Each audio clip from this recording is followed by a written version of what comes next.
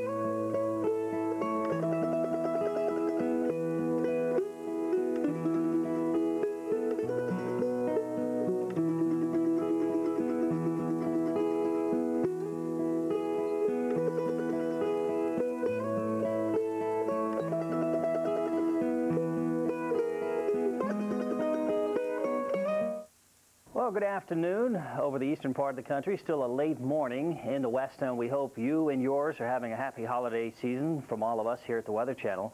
It certainly cooperated, the weather. At least we haven't had any major travel problems during the last 24 hours.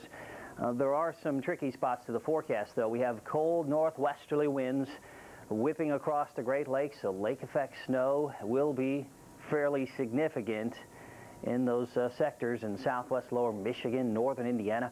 And we've already had 2 to 6 inches of snow, lake effect snow in southwest lower Michigan. And we do expect some additional lake effect snow to push a little farther to the east and a little farther south in the next 24 hours. Now, while that occurs back east, in the west, blocking pressure dome sitting over the northwest part of the country. This thing is stacked up from the ground all the way up to about 35,000 feet above the ground. So it's a pretty significant wall of high pressure in the atmosphere. And what it does is it keeps a lot of these storms in the Pacific from entering Washington and Oregon. They have to go either south and head towards southern California, or perhaps even farther north into British Columbia and western Canada. Well, let's see what's happening as we check out some of that lake effect snow for you. In motion, you can see the plumes of moisture coming in off Lake Michigan and depositing some of the locally heavy lake effect snow. As you head up into Michigan, upper Michigan, we're still catching some very heavy lake effect snow. And around Luce, Alger, and Schoolcraft counties, heavy snow warnings in effect as we go through this afternoon. In lower Michigan, as you come in off the lower part of the lake and into southwest Michigan, heading on down towards South Bend, very heavy lake effect snow. Benton Harbor, Niles, also around Union and Dowagiac, some pretty intense snow, and it is expected to continue as we head through the afternoon hours. Eastern part of the country, well, there's still plenty of cold air to come out of this storm system, and it looks like the lake effect snow will be the main weather element to deal with as we head through the afternoon. For today's Weather Classroom, we bring you a special encore presentation of Hurricanes 95, Season on Edge, and we'll be back a little later to update the forecast for your area. The following program is part of Cable in the Classroom, a service of the cable television industry and your local cable company.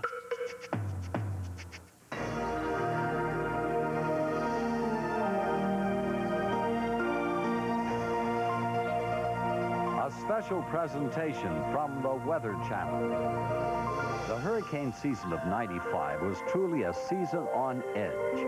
19 named storms from Allison to Tanya, the most active tropical season in 62 years. Join us as we show the storms through the eyes of those who were directly affected. See the video from those who were caught in the storm's eye and hear their frightening stories of survival in the face of a hurricane. I can't believe it.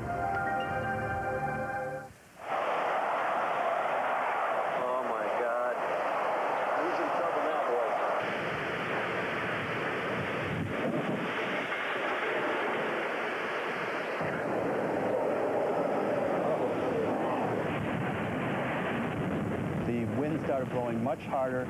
Pressure felt so low that our ears began to block and we couldn't breathe. And then there was a tremendous explosion. And every glass, shutter, louver, every piece of furniture, no matter what the size, no matter how heavy, went flying around the house. We really felt that we were going to die. The only covering we had was the shower curtain, which we put over our heads for the 6.5 hours as the roofs began to fly over our heads, as the doors busted open, as the wind was going through the bathroom. And we were frightened beyond words. Words were hard to find for many who lived through the 1995 hurricane season. It was a near-record season with 19 named storms, 11 of which became hurricanes. It was the season that brought Hurricane Opal, the worst hurricane to hit the United States since Andrew in 1992. And it was a season that saw storms cause over 50 deaths and billions of dollars worth of damage in the U.S. and the Virgin Islands alone. Why was the 95 season so active? Long before this year's tropical waves began to form off the coast of Africa, there were indications that it would be an active tropical season.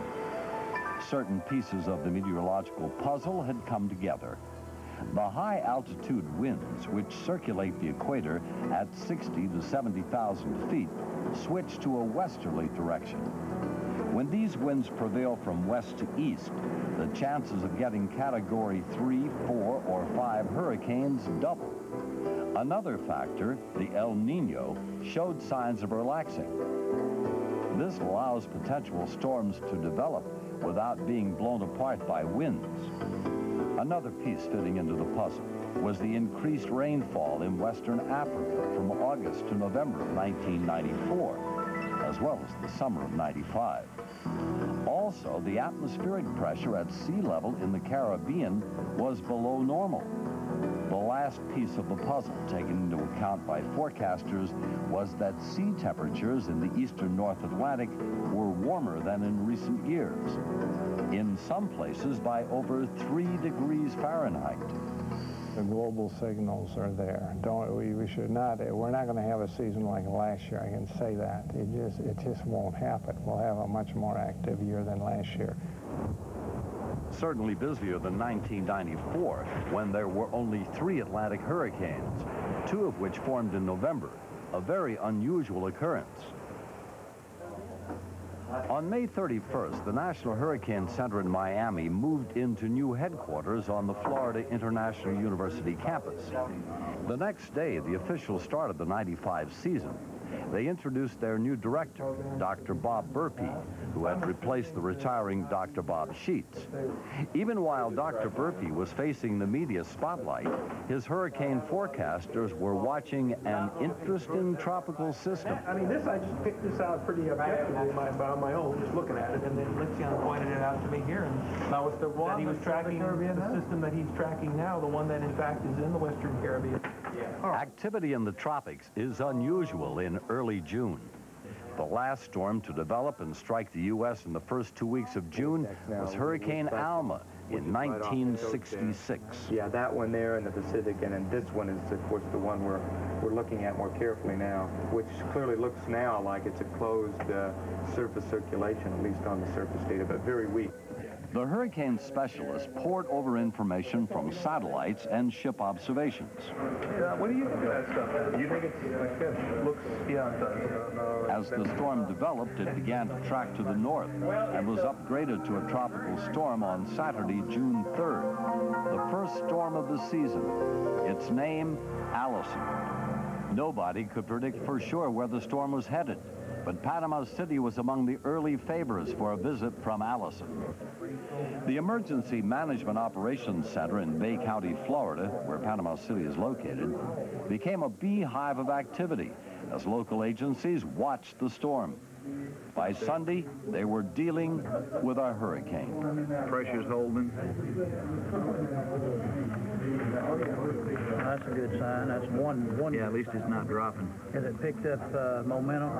It's down to 14 now. Right. Slowed down. That's not good. By 10 p.m., the briefing takes on a new sense of urgency as officials examine the latest information from the National Hurricane Center. Come ashore a little bit west of the original track, which basically puts it in the Panama City area. All of you that's been here before and knows the strike probability chart, we now are #1 strike probability at 71%, with Apalachicola being at 70%. All emergency efforts are coordinated in one room to ensure a smooth preparation and possible evacuation from the impending storm. Out there, we've got some reports of late evening surfers and, jet ski activity, but we pretty well got that off the water now, so I think we're going to be all right till earlier in the morning. David Miller, Director of Public Safety for Bay County, addresses the local media every 30 minutes to keep residents up to date. Yes, what kind of time frame do people have before they have to make a decision on evacuation? In all actuality, if they haven't made that decision at this time, it's getting pretty late in the time frame to look at that.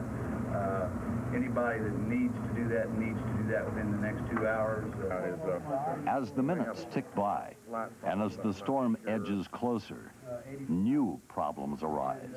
At the special needs shelter at the First Baptist Church, we have 76 patients in there. There are 50 public health staff and their families, and there are 20 shelter workers in that facility. That's getting very filled, so we've got a problem that we're going to have to sort out, I'm afraid, before the night's over. The shelters fill up quickly. Most of the occupants don't want to spend a night away from home, but they realize it's for their safety. Across the street at the Operations Center, authorities have done as much as they can. Now they just have to sit, wait, To the north and watch. You get a good idea why we have not experienced hurricane force winds here as of yet, but we're still gusting an occasional squall.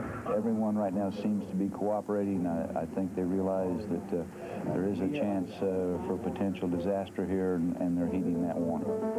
While many residents are evacuating, news crews from around the country are descending on the Florida Panhandle, waiting for Hurricane Allison. Highway 98 between Panama City and Mexico Beach, as you make your way towards Apalachicola, is closed because of water up over the roadways. But as TV crews and emergency management officials await the storm in the early hours of Monday morning, Allison moved slightly to the northeast. This is great news for the people of Bay County. Over the next hour, we're expecting an intermediate update from the Hurricane Center, and at that time, there is the possibility that they will downgrade this to a tropical storm. Just as residents of Panama City learned that it was safe to go home, Allison made landfall just east of Apalachicola, Florida at 11 a.m. Nearly 6 feet of storm surge flooded the bay, but most of the area escaped any serious damage. Allison left a minimal but ominous mark along the Florida Panhandle from Mexico Beach east to Horseshoe Beach. Cleanup crews moved in quickly to clear away debris from storm-damaged roads. Last night was actually, it was a little breezy. It was not real bad. Not anything like we expected it to be to start with. And this morning, between 8 and 10 is when we really got the worst of the weather, high water and wind. The worst of it, though, was not as bad as in some past storms. This time, only the beach road was washed away. Minimal damage is a blessing, but but officials worry that Allison could give residents a false sense of security. When you make the decision to ask people to leave their homes, the comfort of their homes or the hotel or wherever they're staying, their temporary lodging, and they leave and they make the sacrifice and then there's no reason for them to leave, the next time they question you even harder. So I think you're correct in assuming that people may be reluctant. God forbid that we'll have more storms this year, but the predictions are that we will. And later in the year, it may be a little more difficult to get people to leave in a timely fashion. Prophetic words for the first week of June 1995. Residents along the Florida Panhandle could, for now, get back to their lives. The season had just begun, and they had no idea what was in store for them. Man, this whole place is about ready to just go. Already another storm is brewing in the tropics, and we track it through the eyes of the hurricane forecasters. Coming up next. Welcome to Nature's Kingdom. This week, man's quest for food. First, he foraged, combing the wilds near and far in search of edibles. Soon, the advent of fire changed his eating habits forever. Introducing Healthy Choice Microwave Popcorn, the best-tasting evolution yet in low-fat snacks. Guarding against predators, however, is a constant challenge. Try new Healthy Choice Microwave Popcorn and eat what you like.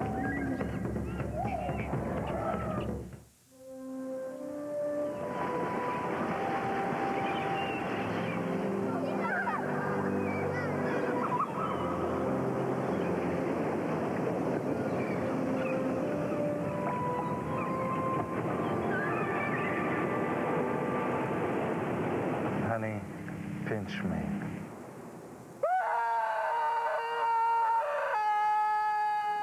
Return to your senses in Florida. Return to your senses in Florida. For information, call 904-487-1462.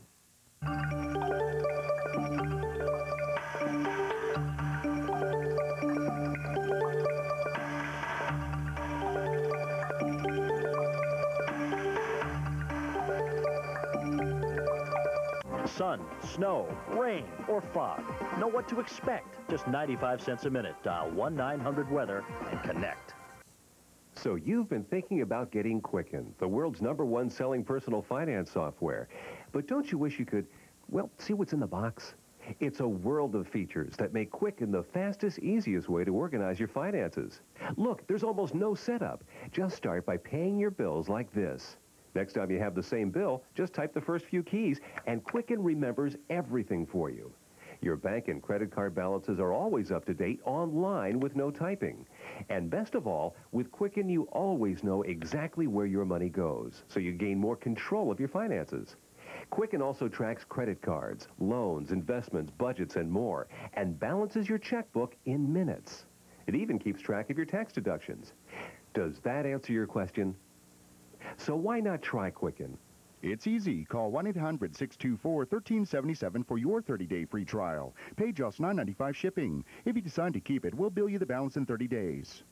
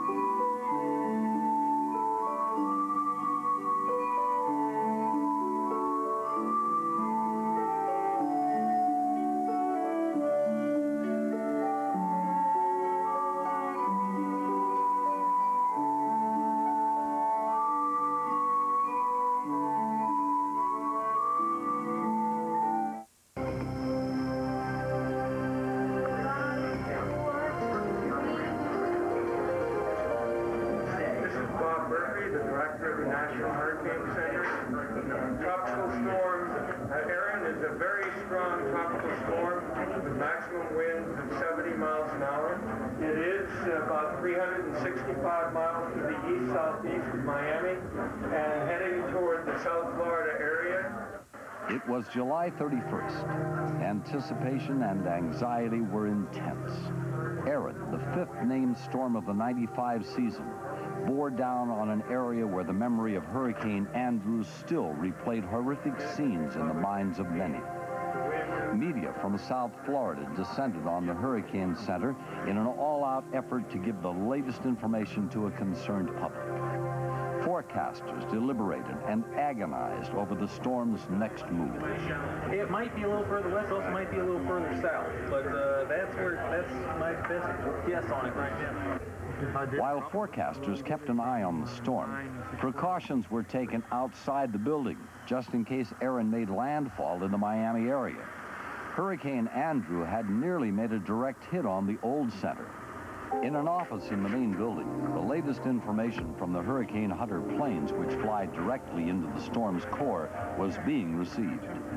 At 7:50 p.m., hurricane specialist Ed Rappaport analyzes their latest report, just in time to issue the much-anticipated 8 o'clock advisory. It looks like we maybe even have an eye forming on the side. She's got pretty good radar. The Hurricane Hunter's report shows that Aaron's air pressure has held at 992 millibars, and the winds have not increased enough for the system to be upgraded to a hurricane. Rappaport discusses the new advisory with Jerry Jarrell, Deputy Director of the Hurricane Center, who was about to give an update to the waiting throng of media. The most frequently asked question of the night: is Aaron gaining strength and will it become a hurricane? Over the next 2 hours, forecasters examine the latest information. At 9:45 p.m., the plane sends the latest particulars on Aaron's position. I think this will probably tilt his hand.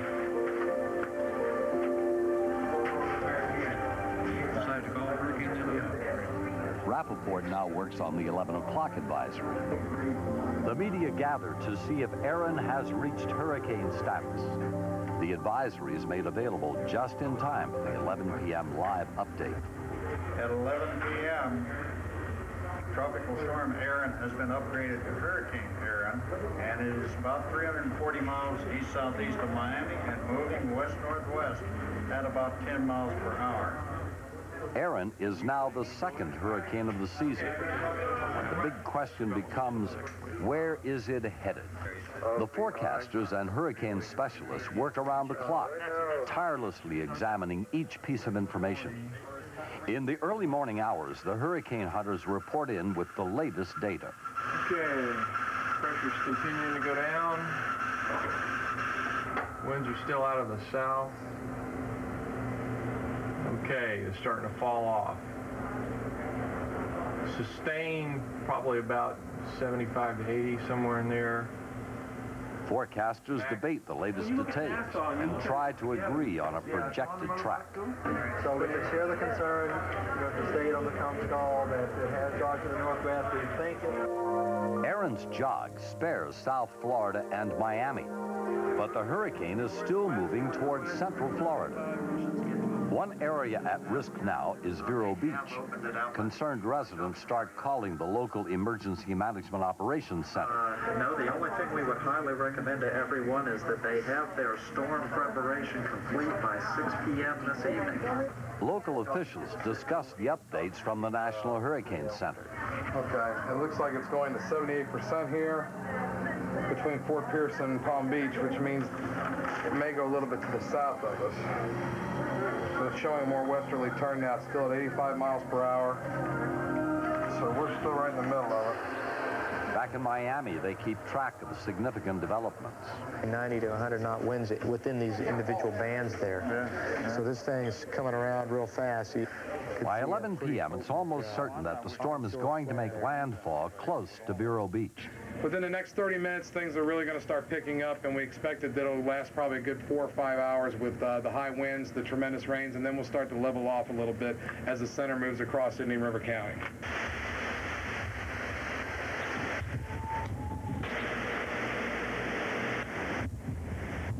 The eye of Hurricane Aaron is moving onshore in Vero Beach. Aaron was a minimal hurricane with winds of 85 miles an hour, and Vero Beach was spared the true wrath of a major hurricane. Damage was light in the area, some downed trees and many power outages. Out in the Atlantic Ocean, it was a different story, however, as the Coast Guard rescued 8 crew members of a gambling ship that had sunk in Aaron's swollen seas. 3 members drowned when the ship sank just off Port Canaveral, Florida. The ship, ironically, had put out to sea rather than take the brunt of the storm in port. Along the central coast of Florida, residents began to clean up as Aaron, now downgraded to a tropical storm, moved across the state and out into the Gulf of Mexico to pose a threat to areas along Florida's northern Gulf Coast. The big question now, where would the second landfall take place? But if it makes landfall again, it could be the Florida Panhandle later on today into early this evening. So we'll have to continue to watch Tropical Storm Aaron. The good news is, within 30 hours of the storm's hit on the east coast of Florida, Aaron took aim on the Florida Panhandle. Picking up strength over the warm Gulf waters, it regained its hurricane-force winds. The center of the eye of Hurricane Aaron is moving onshore along the coast of the Florida Panhandle, the western part, just to the east of Pensacola.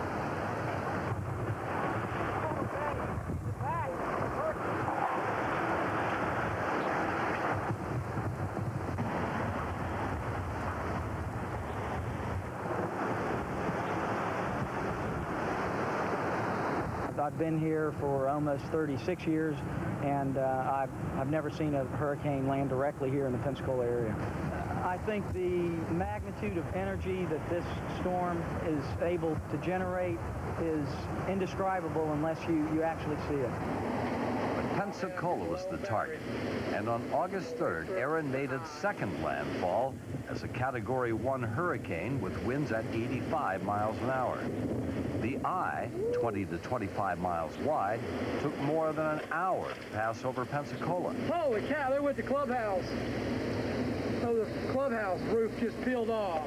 As the backside of the storm swept through Pensacola, the Escambia County officials began preliminary damage assessments. This whole place is about ready to go. I'm real happy at this point that we haven't had any reports of any serious injuries or certainly fatalities, and I hope that that continues when we get out to Pensacola Beach. When authorities got back to the beach area, they found numerous structures damaged by high winds. They also discovered some people who had ridden out the storm. Things just started flying. The back of our deck has a roof over it. Turns out that I believe it was a tornado that made a path across the beach, picked up our roof and threw it over our house. We saw it come over our house from the window, saw our roof coming. So that was kind of strange. You know, just pray to God that, you know, that you continue to be all right. And sure enough, we were so lucky. 2 houses down, the house is demolished. Demolished. Aaron, in its 5 days as a hurricane, made landfall twice in Florida, killing 6 people. At its strongest, Aaron had sustained winds of 85 miles per hour. It was the first hurricane in 69 years to hit Pensacola. Residents hoped it would be another 69 years before they saw its like again. Unfortunately, the hurricane season of '95 had more in store for them. Next, we'll take you into the eye of a hurricane which threatens another area of the U.S. as the season of '95 continues its near-record pace. Why do I keep feeling like this? Why don't I get over it? I can't take this anymore. What is it? And what does it mean? Are you troubled by feelings you can't explain? The answer is just a phone call away. The future, what does it hold for you? Will you do the right thing? Will you make the right choice? Hello, sweet spirits. I'm Kenny Kingston. The psychics on my hotline are there to help you take control of your destiny. I never thought about calling a psychic before, but I really needed some help in making a big decision, and that's why I called Kenny's Psychic Hotline. He helped me so much. If you really want want to make changes in your life, call Kenny's Psychic Hotline because they give you the information that you really need. All it takes is one phone call to the Kenny Kingston Psychic Hotline. My psychics are there to help you make your wishes and your dreams become a reality. Don't wait, please. Make that telephone call now.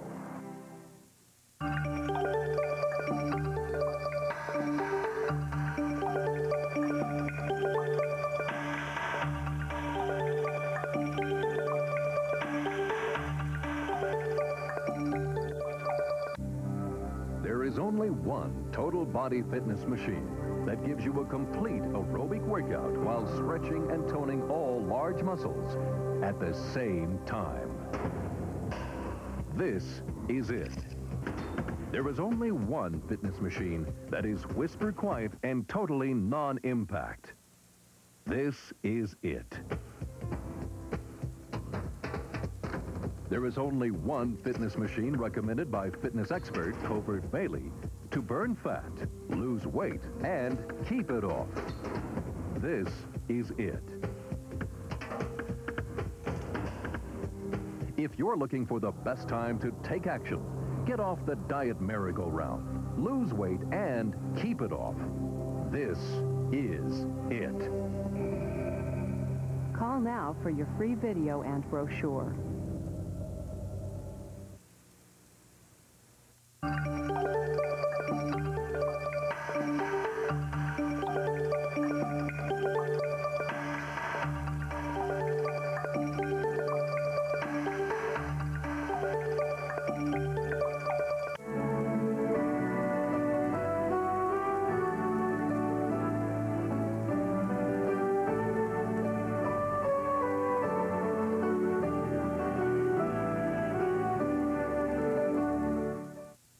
In just a couple of minutes, we'll return to our special this Christmas holiday, Hurricanes 95, Season on Edge, so you don't want to miss that. Quick update on what's happening. We have an interesting storm system spinning its wheels. It's off the coast of California, in fact, just far enough that we really haven't seen significant rain or snow come out of this storm over California. We've had some rain move on shore in the past 12 hours or so, but as long as the center is far enough away from the coast, it's not having a major impact. We do have some gusty winds, though, because with higher pressure east of the mountains as you go into the Great Basin, and then with the low pressure off the coast, it's the difference in pressure from high to low, which is giving us a bit of an east wind, and where we have some mountain passes, the air tends to accelerate as it heads down to the coastal valleys. So the gusts easily 30, maybe as high as 40 miles an hour at times today, as long as we have our low pressure system off the coast. So certainly we'll keep you posted there. Also, you notice, as you look at the radar, you can see showers, and they're creeping their way slowly to the north. This is the Doppler radar site out of Ventura, California. A little bit more significant rain as we go from the Channel Islands and head a little bit farther to the south and west. And again, this is all caused by the rotation of air, the moisture around that area of low pressure as it sits off the west coast. There's a look at your forecast as we go into Tuesday morning. You notice wind-driven snow here, lake effect snow in the forecast. Heading on back into the Ohio Valley, another area of low pressure will be sliding on to the southeast, a better chance of some snow as we go into Illinois and Indiana.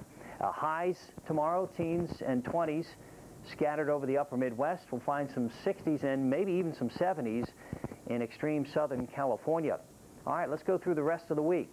50s return to the Gulf Coast. Boy, will that be nice, but you notice it doesn't last very long. We have daytime highs in the 40s once again as we go into Thursday and Friday, maybe upper 40s and low 50s deep into the south. Temperatures running near or maybe just a tad below normal for parts of the Great Lakes and New England, and the 60s show up in the southwest, warming up into the 70s in the interior of Southern California as we get into the first day of the weekend.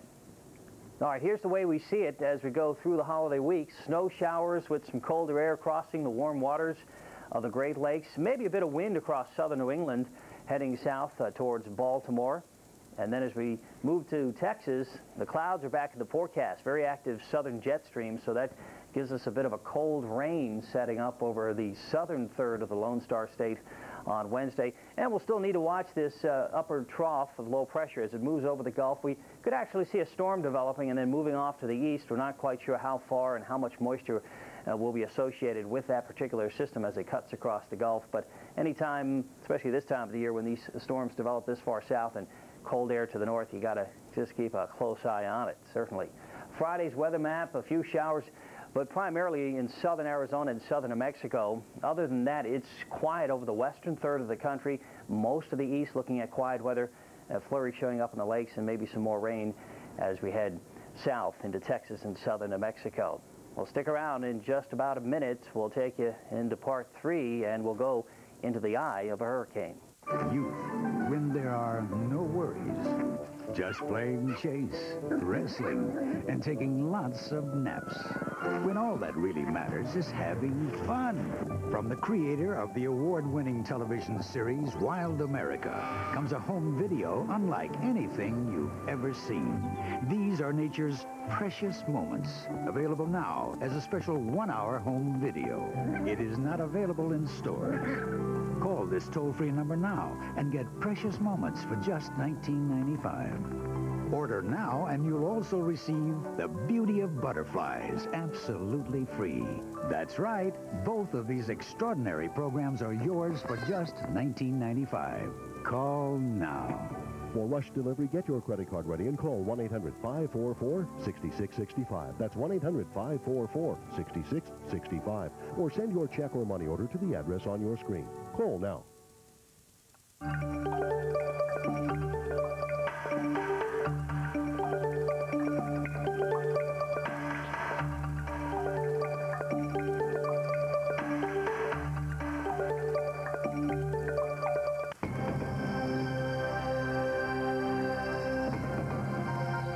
As of noon today, we issued a mandatory evacuation order for all residents of Dare County.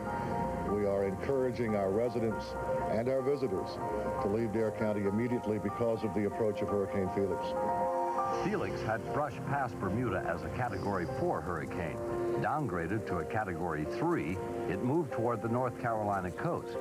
It and the order to evacuate could not have come at a worse time. Thousands of tourists crowded the Outer Banks. As storekeepers boarded up their businesses, the visitors began the frustrating task of evacuation. Yeah, it's a good thing. I wish that they had 3 lanes open, but, you know, it's your vacation. You save all year, and you're really looking forward to it, but it's your life, so it's better to go. You never know when something like that can happen. Evacuation is an arduous process on the Outer Banks. Like many barrier islands, roads are few, and cars were bumper to bumper. The emergency management officials have learned, however, that early warning in daylight hours provides people with enough time to leave. In years past, you could wait and see how bad it was going to get, and you had the confidence that you could get off. But with the traffic the way it is now, we just decided not to take any chances. A Category 1 storm is not the worst that it could be. We know that, but with a lot of family here, we're just not going to take a chance. We'll be back in a couple of days and finish out our vacation. By Wednesday, August 16th, Felix was perched 150 miles off Cape Hatteras. The last people to leave the area steered through high water on Highway 12 as the storm surged over protective sandbags. Local radio station WNHW broadcast around the clock, keeping listeners informed of the storm's latest developments. Actually, we do have some more information. Members of the state emergency response team have mobilized personnel and equipment from across the state to be ready when Hurricane Felix decides what exactly it is it's going to do. This information just in: Highway 12 south of Kitty Hawk is now closed to all traffic. The Outer Banks were ready for Felix, but was Felix ready to strike? It continued to hover along the coastline. Although most people took heed of the evacuation orders, some did elect to stay. Those who did grew less cautious. The Kitty Hawk Lifeguard Patrol reminded them that swimming and surfing conditions were dangerous. Conditions are pretty rough right now. This wind is blowing these waves in so fast and so hard. There's not a whole lot of beach left, and I'm watching for swimmers if there are any in the water. Haven't seen any yet. The waves are coming in so hard and strong, it would be difficult to get out anyway. They patrol the beaches, hoping to prevent people from going into the dangerous surf. You aren't going swimming, are you? Oh, no. Well, don't think too hard about it. The power of the ocean can be immense. Locals witnessed that power just a year earlier when Hurricane Gordon ripped to pieces oceanfront homes in Kitty Hawk.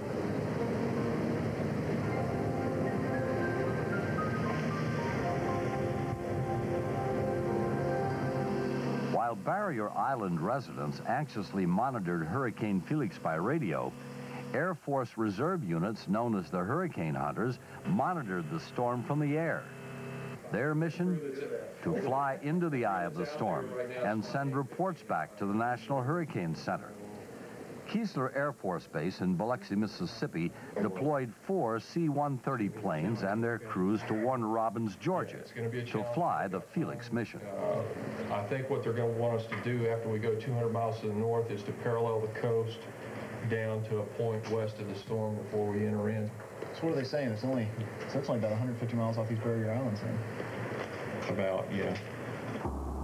In a normal hurricane mission, 4 planes, each with a 6-member crew, rotate throughout the duration of the storm.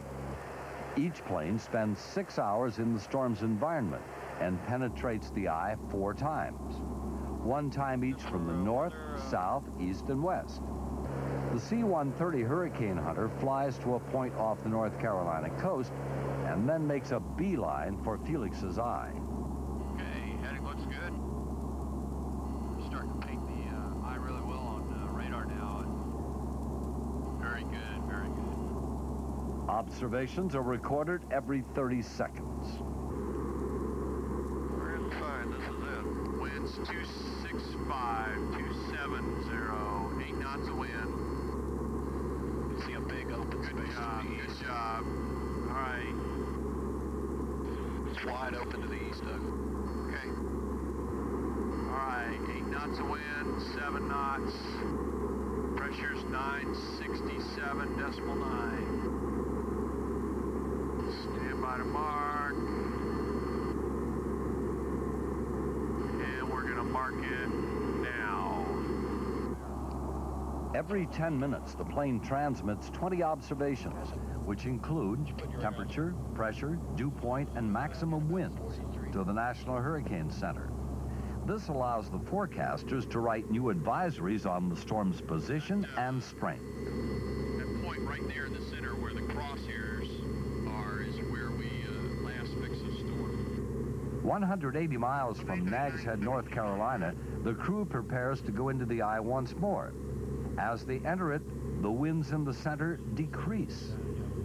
All right, wind speed's down to 10 knots. We got a broad center here. Oh, here it is, off to the right. You got it? Yeah, look off to the right.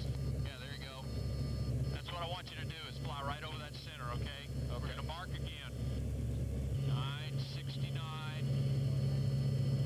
Well, good news for the East Coast. Mark it now.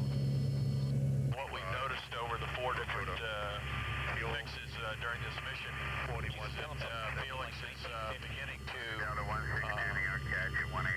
still ever so slightly. We're seeing a 1 millibar increase in pressure, but we have seen 78 knots of wind in the East Quad, so this thing is still very much a hurricane and very much a threat.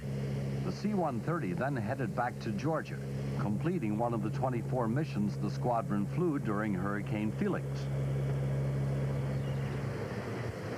As Felix continued to stall off the Carolina coast, people began to question whether they could return to their homes and whether the media had overplayed the event. The people want to know, well, do we overreact? Well, what if we weren't here? Now, what if people didn't take these precautions and it hit? Then we'd be blamed for negligence. And, you know, that's why you've got to come out, because you just don't know what it's going to do.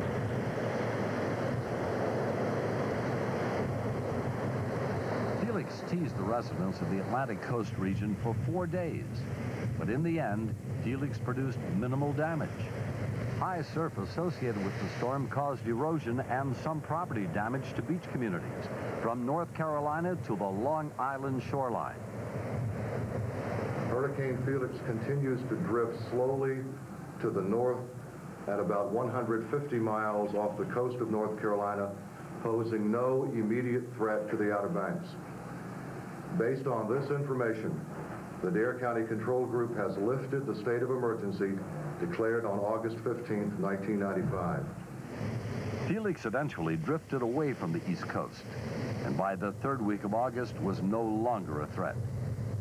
Now the season was really heating up.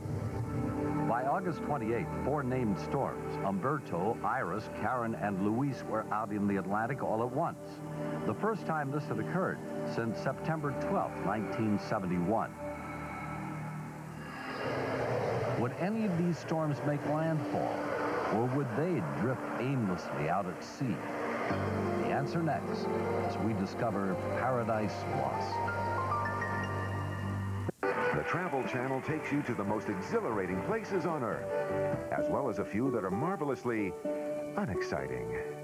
For an insider's view of the world's most intimate and affordable destinations, tune into the Travel Channel. It's the only place to get travel ideas on everything from day trips to dream vacations. To get the Travel Channel, call your cable operator today and take a vacation from the rest of the world. The Travel Channel, where to go and what to do. If you don't have the Travel Channel 24 hours a day, call your cable operator.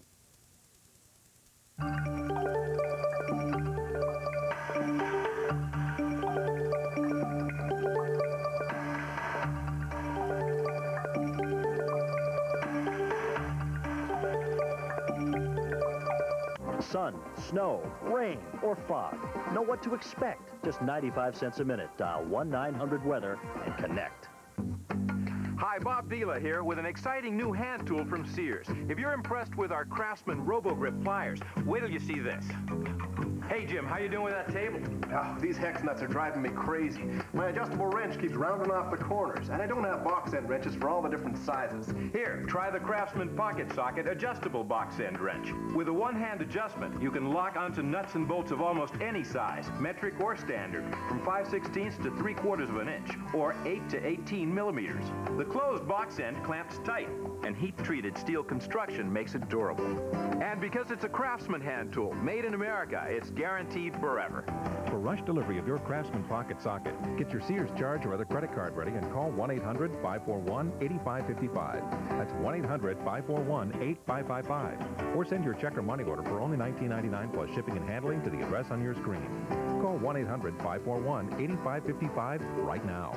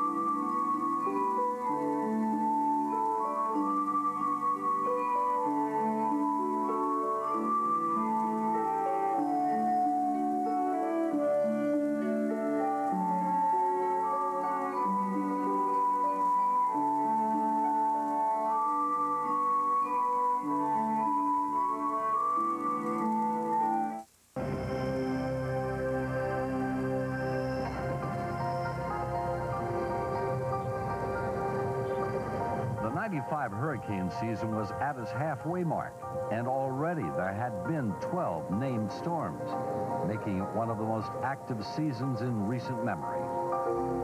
Lots of times we follow these tropical waves across, about 100 of them each year, and almost none want to develop. But in this, just a couple weeks here, or less than 2 weeks even, just about every tropical wave that we have seen emerge from the African coast has developed into a tropical storm. During the last week of August, 4 storms were churning in the Atlantic. One of the 4, Luis, was destined to become the first real destructive hurricane of the season. Luis had formed off the coast of Africa, and within 48 hours had reached hurricane status. The storm tore through the Leeward Islands with winds in excess of 120 miles per hour, destroying hundreds of homes in the island paradise Antigua. Early Tuesday morning, September 5th, as Antigua was taking the brunt of the storm, thousands of tourists on the neighboring island of St. Martin were preparing for Luis' arrival. Jim and Lisa Prom of Woodbury, Minnesota, on vacation with their young daughter Megan, kept a video diary of the storm as it swept through the island. Boarding up. Luis' first signs appeared as windswept waves started crashing onto the sandy beaches. Hurricane Luis, still some miles away, was now a Category 4 storm, with winds sustained at 140 miles per hour. As the day wore on, the storm edged closer.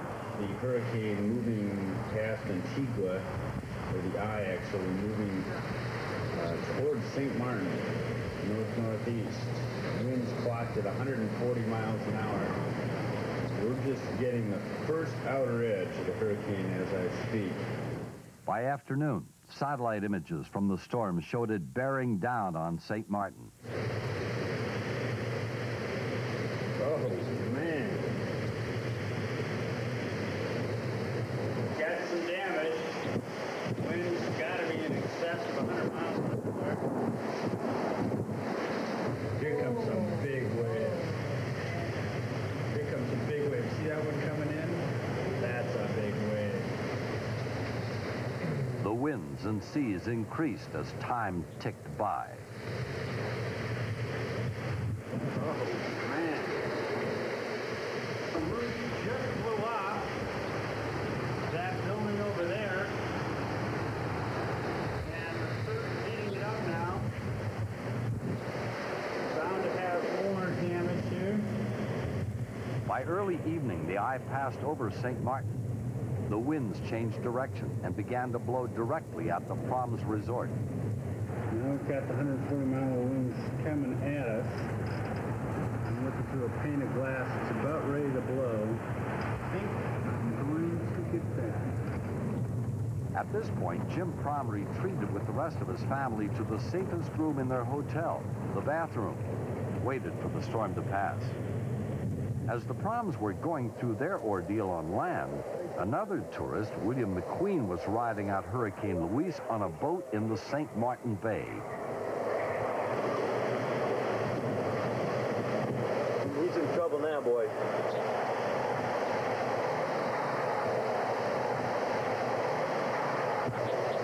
Well, the big one missed him. Boy, is he lucky.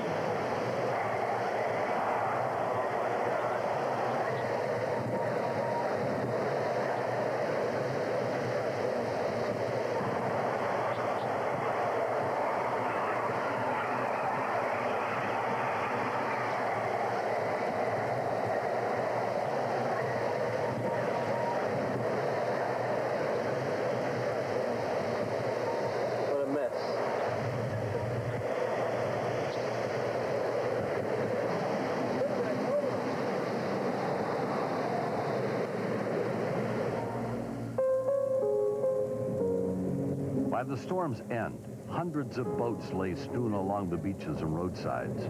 At least 6 people had drowned. The once pristine vacation paradise spot was awash with ripped-apart boats and debris from destroyed homes. Oh, my God, look at the ferry. Up high and dry. What a wind this must have been.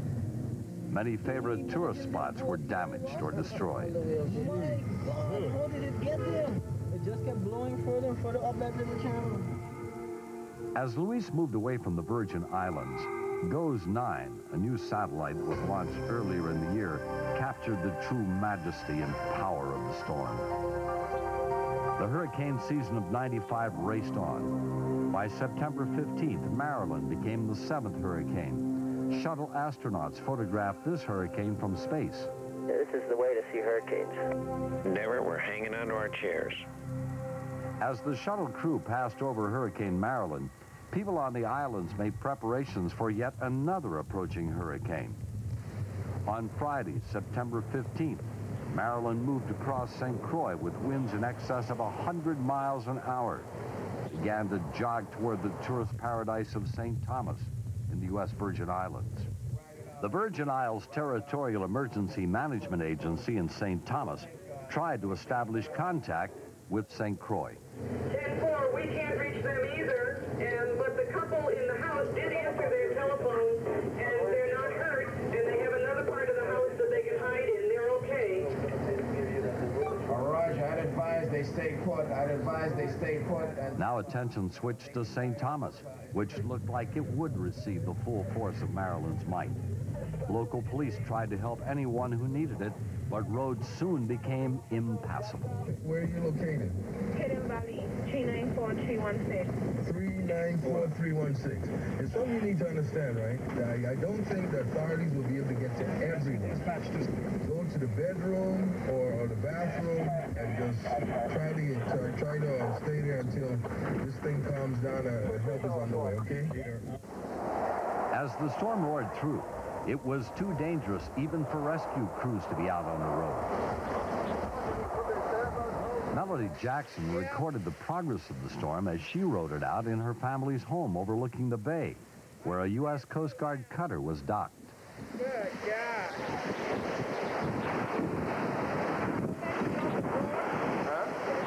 At this point, we were hoping and praying that this thing would stop, that it didn't get into the room that we were in, because there was no place else to go. We were going through this for 16 hours. I don't know if you can imagine how that can affect you psychologically. You wonder, my God, is this thing ever going to stop? I know I didn't want to fall asleep because I was afraid I wasn't going to wake up. Oh my gosh, this house is 205 years old. It has withstood every hurricane. Hurricane Marilyn. She's one tough lady. The early morning light revealed the full extent of damage. The large U.S. Coast Guard cutter now rested on a street alongside the bay. A terrific surge of water with waves of over 12 feet had pushed this vessel and many others onto property surrounding the bay. Not all those on the boat survived the storm. 3 deaths were reported. 80% of the island homes were either damaged or destroyed. One man had a remarkable escape in this apartment when he hung on for dear life to his refrigerator door handle as the storm ripped through the walls. Other survivors of Marilyn told similar stories. What we were hearing were tremendous winds, a whistling and a roaring of winds, and the windows here began to shake. We heard our decks being ripped up. We heard the windows being smashed.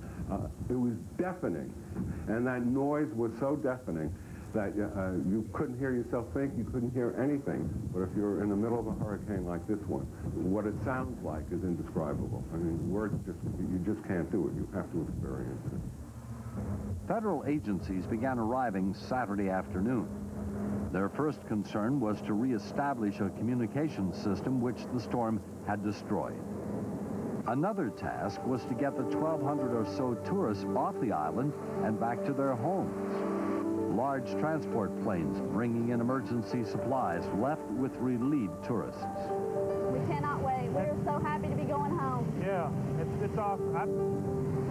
It's amazing to think that what we've been through, but we get to leave and go home. These people have to stay here in this, but I can't wait to go home. The 51,000 residents of St. Thomas were now faced with the massive task of cleaning up after Hurricane Marilyn. Relief workers distributed tons of food and gallons of water. The storm had devastated the island. Most people lost their homes, and electricity would not be restored for months. Within a matter of weeks, 2 hurricanes had struck the Caribbean islands, playgrounds of the rich and famous. The season of '95 had suddenly stopped threatening and had now begun to have a direct impact on people's lives. The season was far from finished. the U.S. mainland was about to get a visit from a major hurricane. It's their turf. It's their world. It's their game. And when we don't play by their rules, the results can be deadly. From the creator of the award-winning television series Wild America comes a home video unlike anything you've ever seen. These are nature's dangerous encounters, captured in one of the most astonishing wildlife films ever made, and available now for the first time as a special one-hour home video.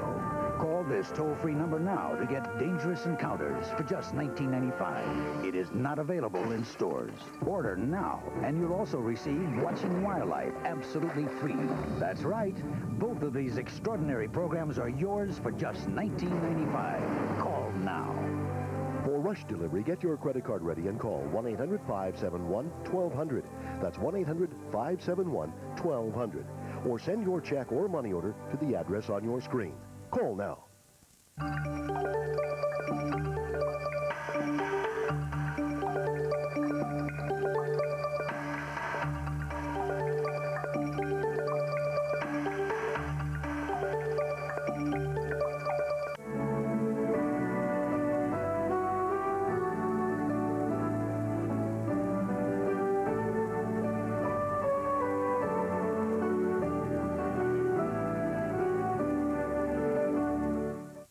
Let's take a look at your good afternoon forecast, and please stay tuned because coming up very shortly we'll have a look at part 5 of our Hurricane 95 special for you. You certainly don't want to miss that.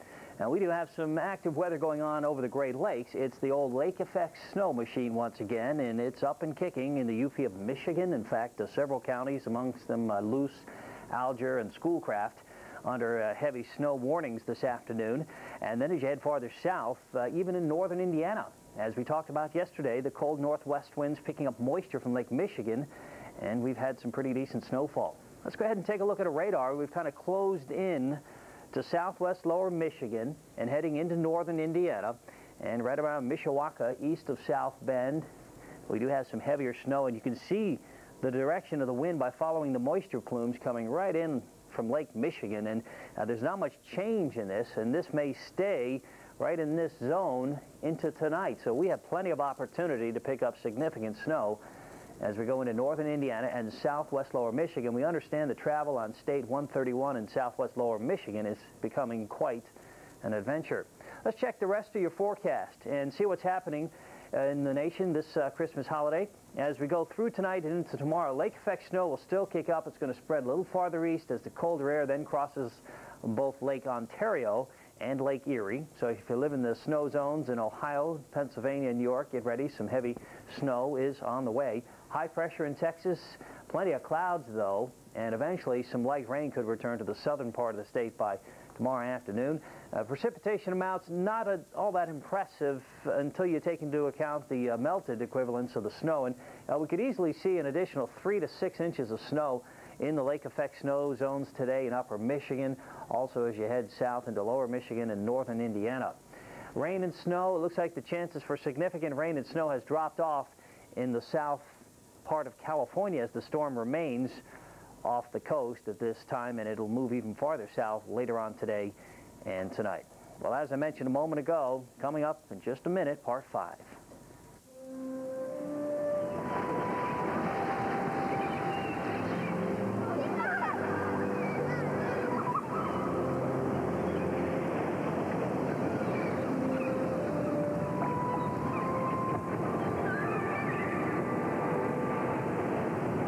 Honey, pinch me.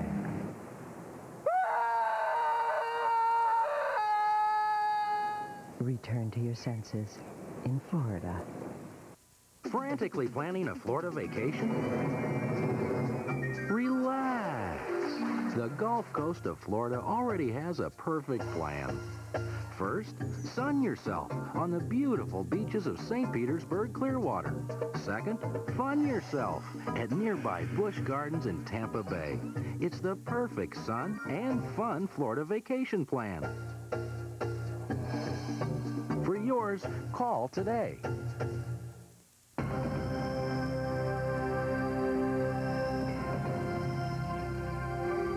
After Maryland's rampage through the U.S. Virgin Islands, it was 3 weeks before another tropical system threatened the U.S. The 15th named storm of the season, Opal, became the 9th hurricane of the year on October 2nd. By Tuesday the 3rd, residents of Florida's Gulf Coast were put on alert again. We're talking on the 3rd of October. That is 2 months to the day after Hurricane Aaron swept through here on a Thursday morning. So that is still very fresh in the people's minds. In fact, all of the debris has just about been cleared up as we speak from that storm. So we're hopeful that the public is in a preparedness mood, and we're told the grocery stores and hardware stores are hopping today. Hurricanes are at times unpredictable, but there was even more than usual uncertainty about Opal's track and forward speed. Various computer models were having a tough time agreeing on the storm's track. The track that we see here is actually what they call compromise of all those models. So, and this is just their best guess. So, at this point, this is what we have to go on, what we have to plan on. Yep, where's your name fall on that track? Pensacola. Going right over top of it. With so many variations in models, Escambia Emergency Management in Pensacola faced a dilemma. What was the best way to handle evacuation? One, we get people noticed, and two, that we give them a formal evacuation at a time that they're not going to be sleeping and ignoring us. By early afternoon, the authorities received information from the Hurricane Center that the eye of Opal could make landfall about 30 miles east of Pensacola. But the area was still due to receive hurricane-force winds and a damaging storm surge on the ocean front. Based on that, I still think we're looking at an evacuation. I don't think there's any question to that. There's a good probability that the bridge will be shut down around noon tomorrow based on the predictions. Right. We want the evacuation to be completed by noon tomorrow, and access to the island, will be limited will be cut off at 11 o'clock.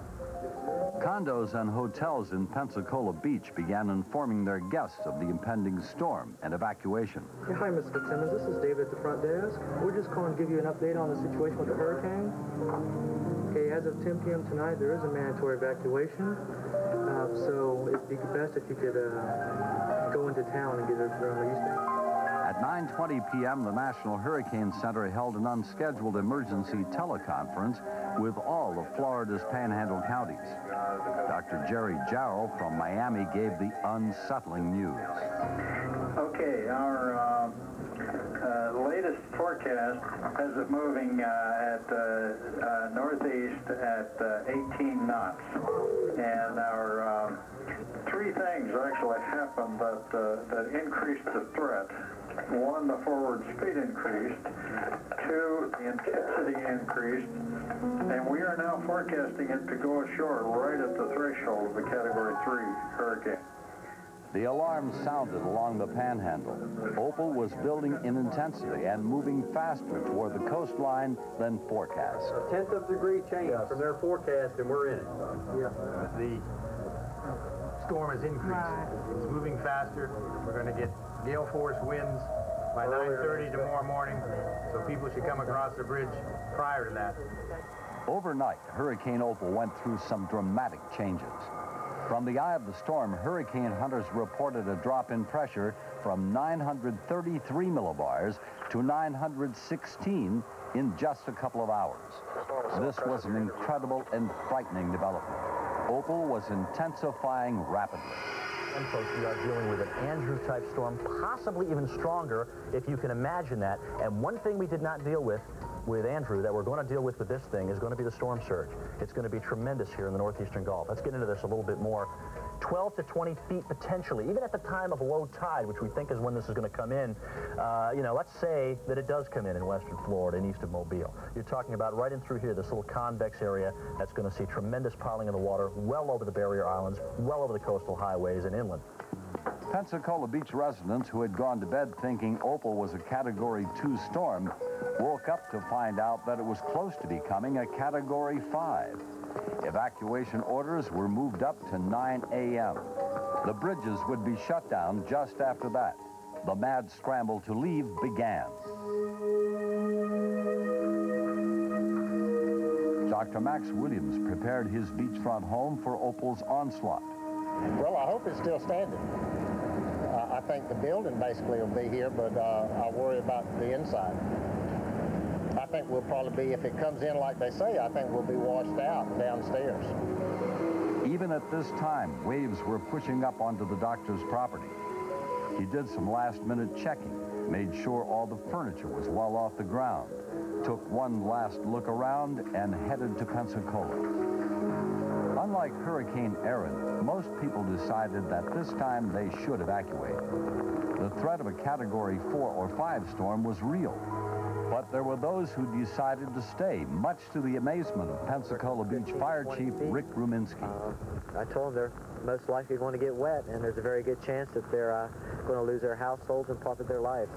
At 10:45 a.m., the fire department pulled out of their headquarters. They drove past the beach for one last look before crossing the bridges to Pensacola. But as they moved north, they ran into a major traffic snarl-up. The last-minute panic had led to everyone leaving at the same time. People were stuck out on the roads with the storm rapidly approaching. Suddenly, cars were moving 5 miles an hour, which was about 1/5 the speed that the hurricane was moving toward them. So that wasn't going to work. So shortly before noon, we advised people to get off the roadways and try to get into one of the shelters or the refuges of last resort that we'd set up. It's because the storm is too strong for most people to survive in vehicles. With Opal at their doorstep, people sought out shelters where they could await Opal's wrath. No one knew what to expect from a storm this powerful. Let's look at that on Doppler radar, actually. I'll show you, as John was mentioning, this first band of rain here, very heavy, but tropical storm force winds with that. New advisories were now being issued every 2 hours as the hurricane raced toward the Gulf Coast. Hurricane force winds, is that correct, John? And Jill, I have a new message here from the National Hurricane Center. They have a new advisory out at 12 noon Central Daylight Time, and the winds have diminished a little bit. They're down to 135 miles an hour, so at least that is good news. There's quite a difference between 135 and 150. Still a Category 4, though. Right, that is great news. How does this compare to Andrew or Hugo, which we well know? This is very much like Hugo. That's about exactly the same pressure Hugo had at landfall, and it's a little higher than Andrew. Andrew was down, I think, about 922 millibars at landfall. Amazingly, Opal was losing its punch. The pressure rose to 940 millibars as the storm prepared to make landfall. But still, Pensacola was reeling from hurricane-force winds and flooding caused by Opal's heavy rains. Advisory was issued at 5:50 from Mobile Weather, and it says at 5:40, Doppler radar indicated the center of Opal is located over extreme southwest Oakland County. Storm moving toward the north-northeast at 21 miles an hour, winds gusting well in excess of hurricane force, battering the coast just east of Pensacola to Fort Walton.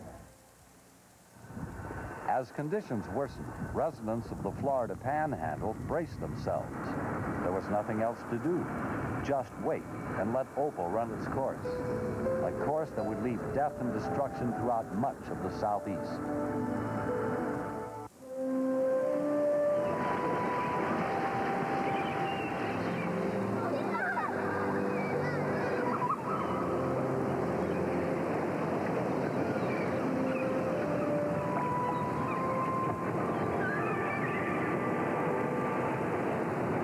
Honey, pinch me.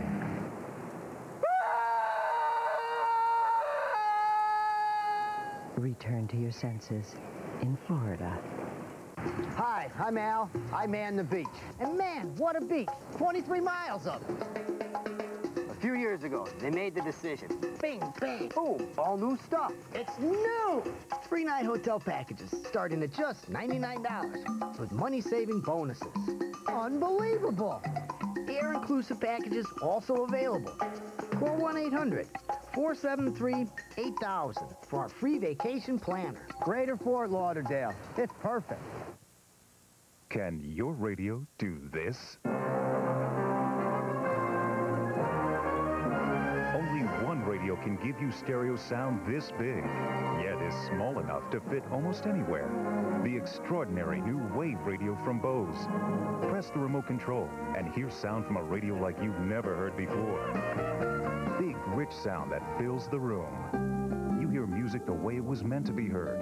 Clear, full, incredibly lifelike. You've got to hear the Wave Radio to believe it. And now you can, in your own home. Satisfaction guaranteed. Call us toll-free to learn how, and we'll deliver the Wave Radio to your door. Experience big stereo sound from a radio. Call today for more information. It will make a difference in the way you listen to music. A big difference.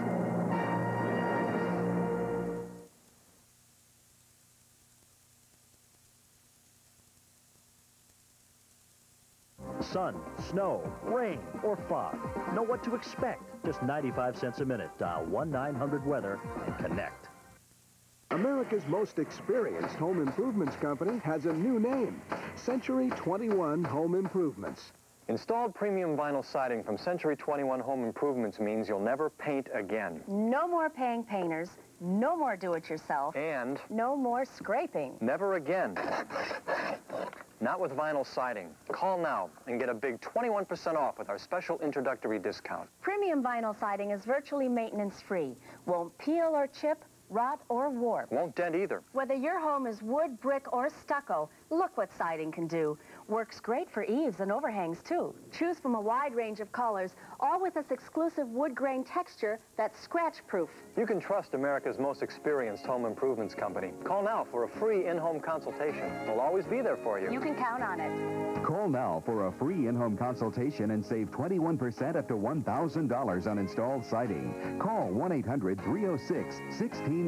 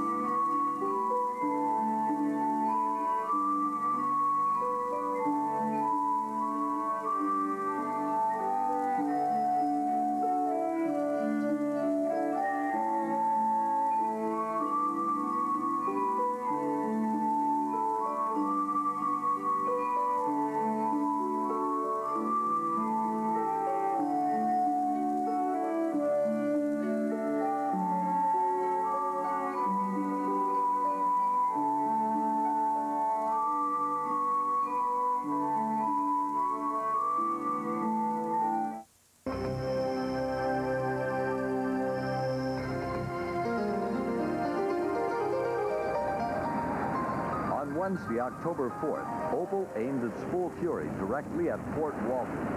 By early afternoon, hurricane-force winds ripped through the town. Opal struck the coast with winds reaching 125 miles per hour. The ferocious winds whipped up the surf and sent water on top of water crashing over the shoreline. Boats, which had broken loose from their moorings, began to sail down the main highway. The storm surge at its peak was over 10 feet. For over 4 hours, hurricane-force winds and high storm surge assaulted Florida's panhandle. Stay in the car.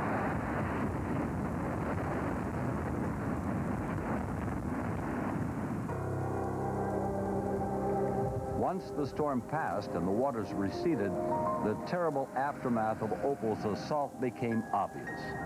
The storm was incredible. I've never seen anything like this and never been through anything like this, and I don't think I ever want to do this again. Boats were everywhere, high and dry in the middle of the main street, jammed up along Highway 98, stacked up in shopping malls and parking lots. There's nothing left. Everybody's There's probably 50 boats out there that are gone. Across the bridge in Okaloosa County, Highway 98, it was gone, washed away by the storm surge. At the beachfront Ramada Inn, a tidal wave of sand had crushed the first floor of the luxury hotel. 3-4 foot of, this is a normal 8-foot ceiling here. Now see, this is the bathroom back here. I'd say I'm standing on at least 3 feet of sand. The back of the hotel was just as devastated. All of the debris from the oceanfront rooms ended up floating in the swimming pool. Even the indoor pool was a mass of dirty, sandy water. The hot tub was one big sand bucket. Now this is a 4-foot deep hot tub. For Fort Walton, it was time to begin the arduous and laborious task of cleaning up.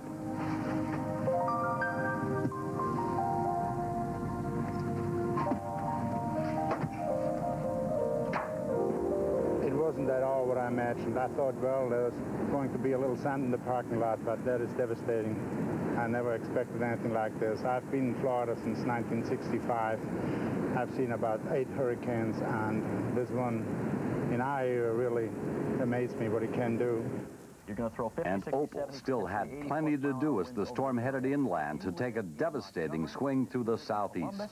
If you live in Birmingham, Atlanta, Chattanooga, Knoxville, this is your hurricane too, and you will have to be prepared to lose power potentially for more than maybe a couple of days, maybe even as much as a week, because this is going to affect more than just the coastline. It's going to come right into the southeast. Remember, Hugo, what it did to Charlotte? Same kind of deal. Opal raced through Alabama and Georgia. Around 4 a.m. Thursday morning, the storm tore through Atlanta. Heavy rains had softened up the ground, and then gale-force winds with gusts as high as 70 miles an hour swept through, knocking over trees and power lines. Thousands of people in metro Atlanta lost power for days. In Georgia, nearly 2,000 utility poles were blown down. Many people were forced from their homes into shelters. As Opal cut through the Carolinas and headed toward the northeast, the storm proved that the effects of a hurricane can be far-reaching, causing death and destruction to inland as well as coastal communities. 3 days after Opal made landfall, the 4,000 residents of Pensacola Beach were still waiting for authorities to allow them back onto the island to inspect their homes and properties. Early Saturday morning, with power lines cleaned up and some roads cleared of sand, residents were finally permitted to cross the bridge. One of the first to arrive home was Dr. Williams and his wife Lynn, who had so carefully stacked their furniture off the floor. It's history.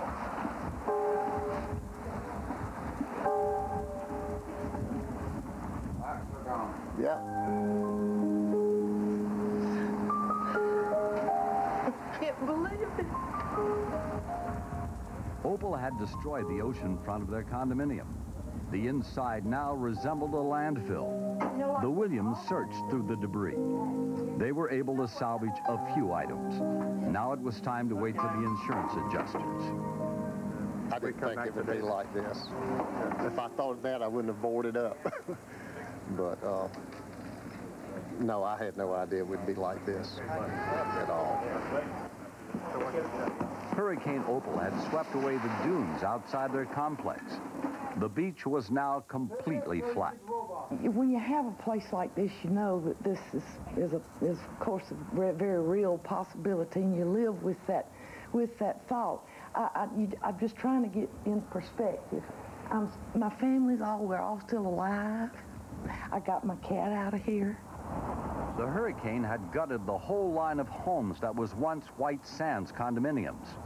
This story was repeated over and over again along Pensacola Beach as residents returned to their homes. This flashlight isn't worth much, and we don't belong to this. What?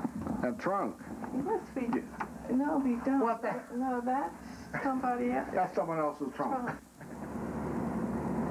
Pensacola's beachfront homes were flattened. 114 were destroyed. and more than 1,000 had some structural damage. But as residents agreed, that's one of the dangers of living so close to the ocean. Absolutely. I don't think there's ever any question about that. Somebody asked me, you know, back at work, it was not familiar with this part of the world, so what's a barrier island? I said, well, that's what keeps the storms from coming on shore. And if we're foolish enough to build on them, you know, that's my problem, you know. But absolutely, old Mother Nature, you know, she's going to get what's hers. From Fort Walton to Mexico Beach, damage was extensive along Florida's coastline. The hurricane-force winds had left their share of ruin, but it was the storm surge that did most of the damage. We've had two major incidents here locally in 63 days, and we need to respect Mother Nature and maybe not build so closely to the Gulf front. All along the North Florida coastline, the report was the same. The likes of Hurricane Opal's storm surge had not been seen on the northern coast of Florida since Hurricane Eloise in 1975. What bore down on the Florida Panhandle as a strong Category 4 storm made landfall as a Category 3. Yet, Opal still caused $2 to $3 billion worth of damage and killed nearly 60 people. It was the most destructive hurricane to hit the U.S. mainland since Andrew in 1992.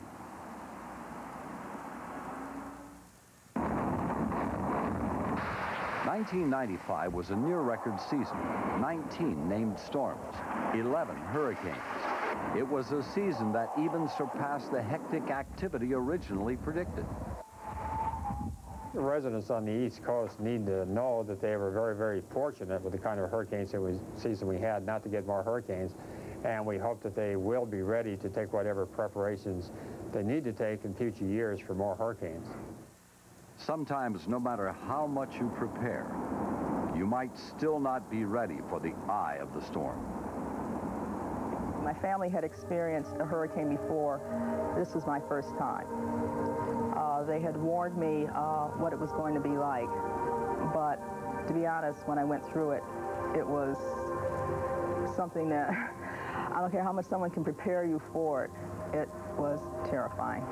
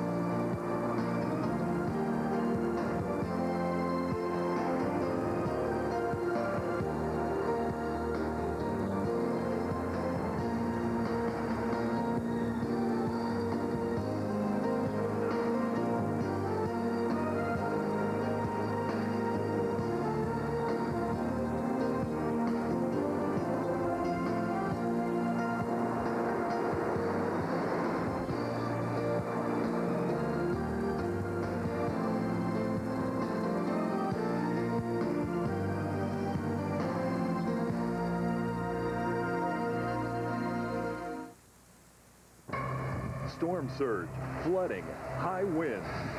The roof just blew off. The most dangerous elements of a hurricane. And in 1995, we were hit hard by all three. Now the Weather Channel's newest video takes you behind the scenes of the most active hurricane season in 62 years. Winds 265. Fly into the face of danger with airborne hurricane hunters. Track a storm's every move from inside the National Hurricane Center. Witness intense evacuation and rescue efforts. Plus, eyewitness videos and the Weather Channel cameras show you firsthand the destructive forces of these powerful storms. Oh man, they're tied together. Look at this. And the devastation they leave behind. It is the Weather Channel's most dramatic hurricane video, Hurricanes 95, Season on Edge. And now it can be yours for only $19.95. Call 1-800-626-9477 with your credit card ready. That's 1-800-626-9477.